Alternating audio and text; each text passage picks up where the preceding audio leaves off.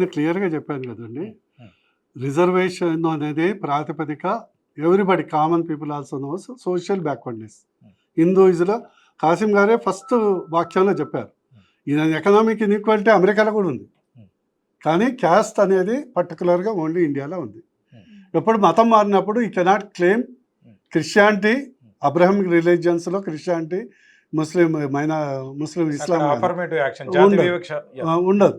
Second ఏంటంటే నా ఒక విద్యావంతులకు మేధావులకు ఈరోజు ఎస్సీలలో 56 కులాలు ఉన్నాయి, బీసీలలో 108 కులాలు ఉన్నాయి, ఓసీలలో ఒక 18 కులాలు ఉన్నాయి. Why can't we think at least each one as a single? First let us begin. బీసీలో మనం ఒకటి అనుకుంటే ఏమొస్తుంది? కులవత్తు ఎంతమంది చేస్తున్నారు? ఓసీలు రెడ్డి వెల్మ ఏమైనా వచ్చేది ఉందా, పోయేది ఉందా? ఇందాక నేను ఫస్ట్ ఏం చెప్పాను, 15% inter caste marriage among the BCs. నీకు ఇంకోటి చెప్తున్నా, ఆర్థికం అని మూలం అనేది ఈరోజు వెంకటస్వామి గారు వారు ఆర్థిక మూలాలు బాగా అయినాయి. వాళ్ళ ఇంట్లో అందరూ ఏదన్నా వివక్ష ఉందో పెళ్ళిళ్ళు అందరితో చేసుకున్నారు కదా.